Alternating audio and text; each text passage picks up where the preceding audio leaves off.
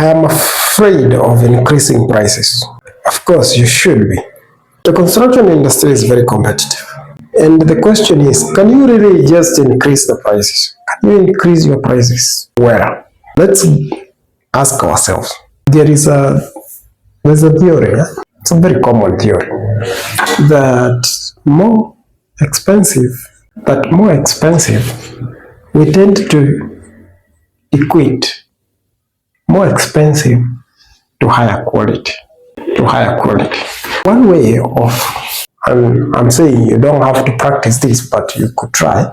One thing that you can do that can help you increase prices without people complaining too much is to create an impression that your service is superior. Create an impression that your service is better. Create an illusion that you are the best in the industry. If you're able to do that, people want to work with you if they are looking for status, if they are looking for class, if they are interested in higher quality. But here's the kicker.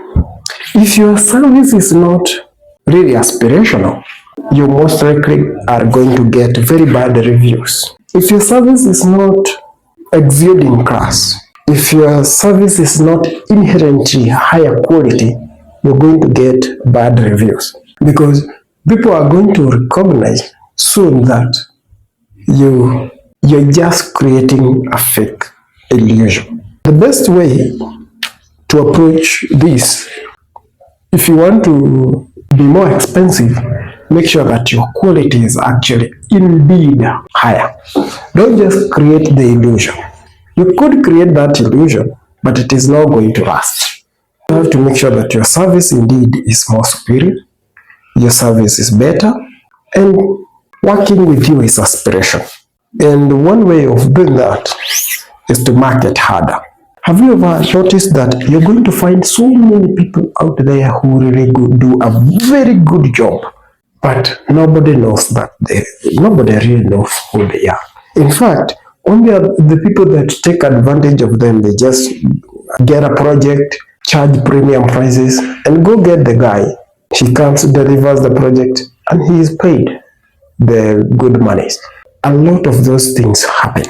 And they happen because this guy doesn't sell himself. This guy who is good, this guy who does those finishes, those perfect finishes, those perfect finish carpentry, those guys that do accent paint works, those people that do extremely good interior designs. Those people don't sell themselves. They don't market themselves hard enough. If you market yourself harder, you're going to notice that you're going to just discover a market that is looking for you.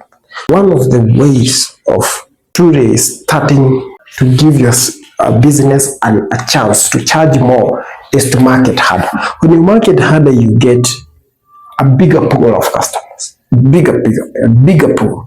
And a bigger pool means you can get to choose who you want to work with.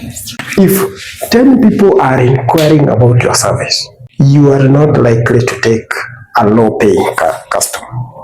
But if only 3 people have asked for your service in the last month, chances are that you're going to take the next customer that comes, because you do not have enough people asking for your services. If you have more people asking for your services, you can make choices on who you're going to work with and who you're not going to work with. You market harder. The next one is indeed create systems around your service. Systems actually command a lot of respect. Let me tell you, if you're only used to those handshake deals, that the best deal that you have structured is that handshake deal, that you have not structured that a very formal contract, and be very careful when you are marketing yourself hard. Because I have this case with one of the contractors that we are working with. After significant marketing, one of the clients reached out, and is actually a client from abroad, and it's an institutional investor. You see, their demands are different. And the first thing that they asked, because they see us doing a lot of, they see this company doing a lot of good job. This company is doing a lot of good work, and we are showing them about their services all through. So when this person reaches out, they know that these guys are really good. They are the real deal. But the first thing, so they are not concerned about whether this company is going to deliver. They know you can deliver. They have seen you deliver. In fact, they trust you. But the first thing that actually they said is that they asked for a process. They wanted to know their onboarding process. And this guy reaches out to me and says, look at the type of clients you're bringing to me.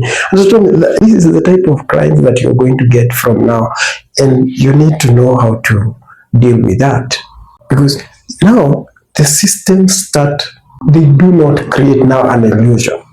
They protect that picture of you. Because the person interacts with you, the first interaction they have with you, how they are interacting with your systems makes them know that indeed you cannot be cheap.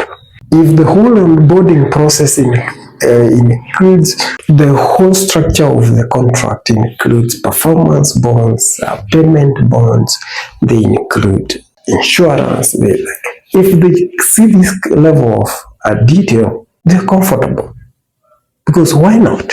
They don't care whether they're going to serve you with a $3 million project or a $5 million project. You're good because everything is smooth, and they expect you, now that you have satisfied them with what they need, you have furnished them with what they need, you will also protect yourself. And this is something that happens a lot. So sometimes you find that the client is protecting himself very well, is insulating himself very well by ensuring that all the contracts, the paperwork, and everything that is required, they get it from you. If you don't go out there and also protect yourself with simple contracts, like I've said in the past about futures contracts and agreements about deliveries of certain materials that tend to change prices, or that tend to change over time. For example, getting the same uniform color of tiles, the same uniform color of finished carpentry products, these kind of things that you require that you have all of them before the project starts, so that you can control prices, you can control the whole project itself. If you are not protecting yourself from that's your problem. So sometimes when you want to get those higher prices, when you want to be expensive, you also have to know that it comes with a responsibility. It comes with huge responsibilities that you have to be ready to fulfill. So, like I have said, that yes, you can create an illusion, but indeed you need to market harder so that more people can see you. You need to create systems around your services, and you need to be really better. So ensure that you have the team, an A team, an elite team. Have an elite team, and have a way of nurturing people within that pipeline. Because today you can have one person who is very good at something. If that person leaves and they do not train the next person that is going to be left delivering the same quality of service, your business is going to hurt. So invest in your team and your ability for that team to deliver the same level at the expected level. So these three things are going to determine whether you are able to charge more or you are not going to charge more.